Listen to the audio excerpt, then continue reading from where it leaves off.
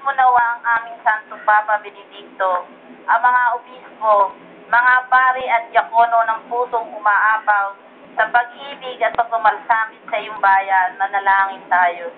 Panginoon, tingin mo ang iyong bayan.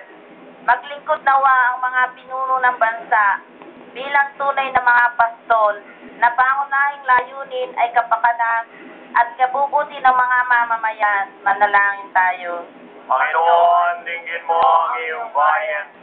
Naway maghandog ang mga pamilya ng mga bukasyon sa buhay religyoso at pagpapari upang may pagpatuloy ang misyon ng mabuting pastol. Manalangin tayo. Panginoon, tingin mo ang iyong bayan. Sa tulong ng panalangin ni Apostol Pablo, bukawin mo sa puso ng mga kabataan ang kahulugan at kagalakan ng pag-aalay ng buhay at paglilingkod sa kapwa. Manalangin tayo. Panginoon, tingin mo ang iyong bayan. Ipagkaloob mo sa lahat ng mga pari ang tuwang dulot ng pagpapastol sa bayan ng Diyos. Huwag nawa nating kalimutan ng kanilang ugnayang kay Jesus, ang mabuting pastol. Manalangin tayo. Panginoon, tingin mo ang iyong bayan.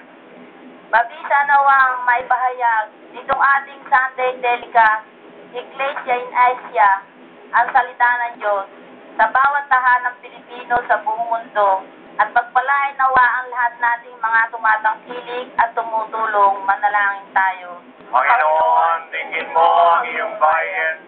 Mga ginigilig, ano po ang inyong mga personal na kahilingan?